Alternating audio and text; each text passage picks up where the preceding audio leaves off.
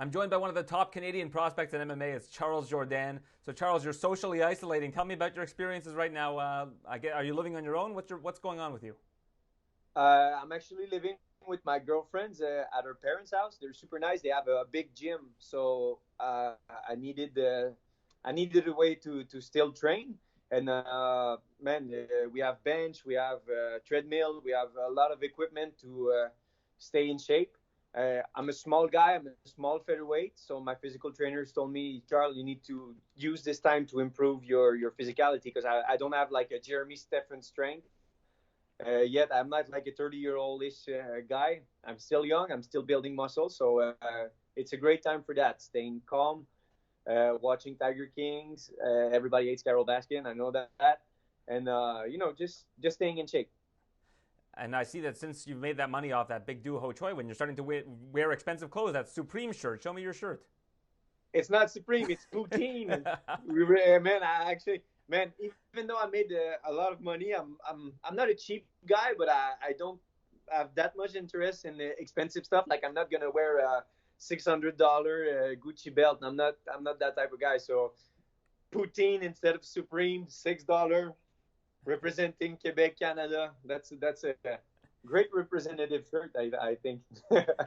So you beat Dooho Choi, who was at a time one of the best prospects in the UFC. A big win for you in South Korea, no less. Yeah. How's your life changed since then? Uh, it's the first time I realized, like during this fight, it's the first time I realized how dangerous our sport is and how everything can crumble in a second. It's the first time uh, I did a little bit of a chicken dance. One time he hit me behind the ear, and I was like, it never happened to me, and I kind of lose balance. In that moment, I was scared so damn much because it's not my will that was affected; it was my body. So even though I want to continue, if your legs are giving out, your body's not following, you're in big trouble. So it's the first time I was that scared, and it's the first time I realized, okay, there are levels to this, and if I want to step in the top 15, top 10, top 5, and eventually become a champion, I have to make big adjustment because I've been training on my own mostly since I started. Like I never had like real coaches that were watching tapes or this or that. We were just training, having fun, and then I accepted to like sacrifice a little bit of fun and put more into it because I have the tools to become champion. Not yet, like in a couple of years, but not yet. And I need to make improvement in my training and my surrounding. And I'm super grateful for the opportunity I had against Choi because it changed me and it made me realize that being in the UFC is a big privilege, and I need to take it on another level of seriousness. I need to be more serious. That's what I'm trying to say.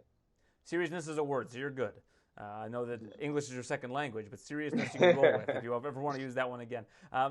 With, with with that win, though, you say you're getting more serious. Obviously, right now you're training on your own because of the situation. But Yeah. where are you planning on training going forward?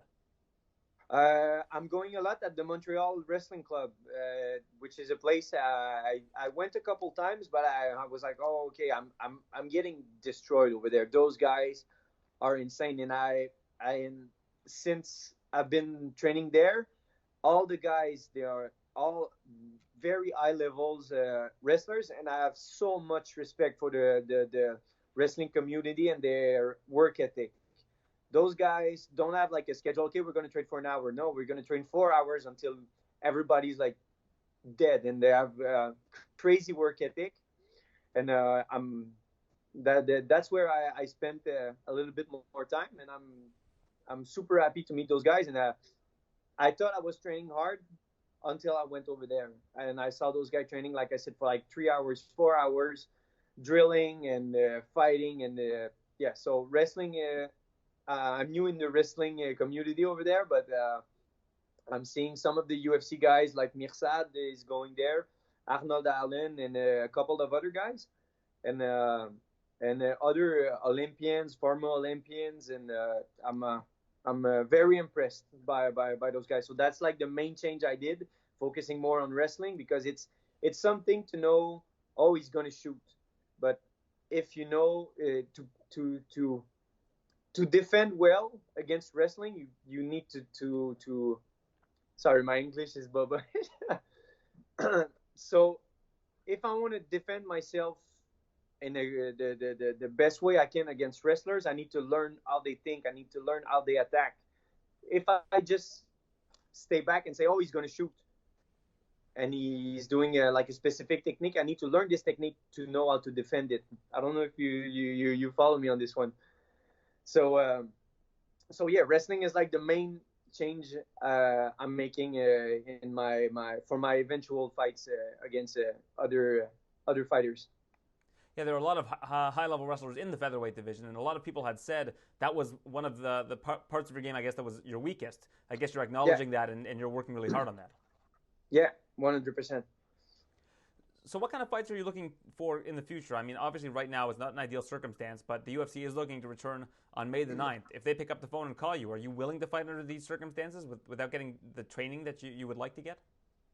That's a tricky question. I actually answered it in a local journal in Montreal, and I received a lot of hate from it. People were saying, "Oh, you want to spread the disease? You want some people to die, and this and that." And my point in the interview was, me in the position I am right now, I don't have a family. I don't live. Uh, Most of the time, I'm just me and my girlfriend, and we're just like we are careful with the disease, of course. But I understand people's concern that say, oh, if you're going to travel, you're going to get COVID, you're going to bring it back over here, and everybody's going to get it. So what I mean by being careful is, the truth is, the UFC called me tomorrow and they say, hey, Charles, do you want to fight?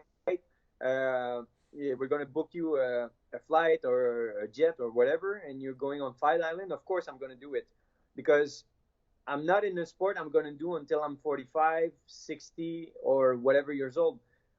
It's a tough sport on the body, on the head, on the mind, and I need to do it now, because I don't know where life's going to take me in 2, 3, 4, 5 years, you know? So right now, I understand the situation, but I'm in a situation, me myself, that I need to fight. I need to make money out of it, and I need to fight. So if they call me and they say, "Hey, you're gonna fight," I don't know, Kron Gracie on Fight Island, I'm gonna say, "Okay, let's go." And I understand, like, if my coach Fabio has 2 kids and I have the gym and I have everything, he say, "Hey, for whatever reason, I cannot join you." I'm like, I totally understand that, and I'm not gonna be pissed at you. I'm gonna say, "Okay, fine. We're gonna talk on the phone during the week. I'm probably gonna go on alone or with my brother Louie, and we're gonna go. You know, 2 brothers just flying around the world just to fight. That's what we live for right now." What do you think of this concept of Fight Island? I mean, you mentioned Fight Island. You'd have to go Yeah. somewhere. We don't know where it is at the moment, but I don't know if you'd be able to fight in the U.S. because of the travel restrictions, but that's why I guess they're inventing this Fight Island concept. I actually talked to my manager Stefan, and he said that I had a special visa, and he said the UFC could make arrangement and it would be possible. But you know that, because I called him and I said, because we are in Canada, maybe we cannot go on the island. He said, don't worry. If they truly want you on this card, they'll figure it out. Just take on, and you have the special visa. But I don't think I have a special visa for this situation right now. But he told me I had a special visa that says for work or. Well, he explained me a little bit, and he said, "Don't worry. If they want you, they're gonna get you. The UFC are crafty, and if they need you, there's no reason you won't be able to go." You mentioned Stefan. He was dealing with an illness before, and I don't know what the future of TKO is right now, which is his promotion. What's his plans for this year? Yeah, of course, he was very ill. He had a lot of health issues, but it's going up. When I talked to him, I saw him a couple of times. He's feeling great. Like, his skin, when he was sick, I saw him one time when he told me about the Dooho Choi fight, and he was so pale and he didn't look healthy at all. And now the last time I saw him was like 2 months ago, and he looked good. He looked in shape, and he's feeling a lot better. So that I'm super happy for him. But for concerning TKO, I think it was going into the right direction. But you know, with all the crisis that's going on, it was like postponed again. And yeah, you know, I think it's a cheesy quote, but life is a fight. it's kind of true. You know, Stepan has his fight with health, and now he has his fight to bring back his organization, and I think he's fighting well, and he's going on the right path. The Contender Series is still likely to happen this year. It would probably be at the Apex, but has your brother Louie gotten any sort of interest to contend on that? He's a very high level prospect in Canada as well. Yeah, 100%. Louis is doing good. He fought 2 times in boxing, went 2-0, and he fought good guys. And now he was waiting. He was actually supposed to fight in Dubai, or the other one. Yeah, I think it was Dubai. He was supposed to fight on a card over there, but it got canceled for COVID. For the situation that's going on right now. So yeah, he had a fight. He was gonna fight a guy from England, good record, good fight, and our plan was to let him have 1 or 2 fights and maybe get to the Contender Series, or maybe to a real contract. You know, I don't know. He's what 6-2, I think, as a pro. So he's got a good record, and if he gets 2 or 3 wins in a row, I think there's no reason that they don't sign him. They saw me fight, and Louis is as spectacular as I am, and he likes to brawl, he likes to fight. He even have the fight of the decades in Canada against Tony Laramie, which is another super good prospect. And the two of them, like, it was a slugfest of 2 18-year-old boy at TKO 39. And no, Louis has his chance. Louis has so much potential. Louis, actually, I'm not gonna compare them because they're two different men. But I felt like Louis is like a Dooho Choi. He's like super structured, and he's know how to place his shot. And when he hits you, it hurts. Like I've been sparring a lot, and nobody in my life hurt me as bad as Louis or Dooho Choi did. So it says a lot about the kid. And it was Louis' advice to you in the corner that helped you beat Dooho Choi. Yeah, he said you have 10 more minutes to change your life. So stop. Like, he saw my face. I had like a desperation look, and I was like, man, I never fought a beast like him. And then he woke me up. It helped me a lot.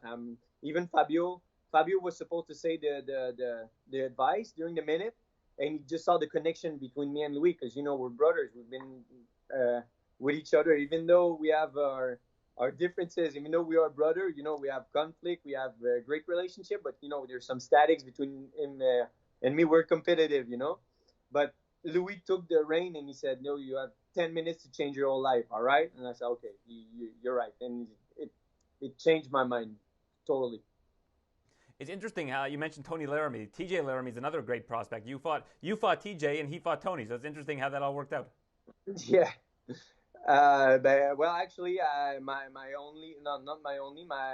have 2 losses against wrestlers, and one of them was TJ, like, you know, and I think he's doing good. He's fighting in Ontario, I think, and he's winning good fights, and probably the UFC is gonna sign him one day, and yeah. So the Laramie brothers and the Jourdain brothers, if we can represent the Canada like young beasts, man, that would be sick, because we're all about the same age. So, you know, 2 sets of brothers from Canada representing our flag, that would be awesome.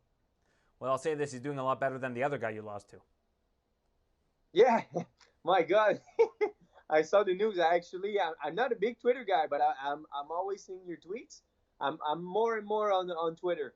And I retweeted the thing you post about him, that he got caught again, and this and that. And actually, my girlfriend's like a super stalker, and she stalked his Instagram. She said, hey, his Instagram is back. And I went to see his content, and I thought he was doing good. And then I see the tweet of him going back to jail and everything. So it's a weird situation, man. I don't wish him any bad thing, and it's something.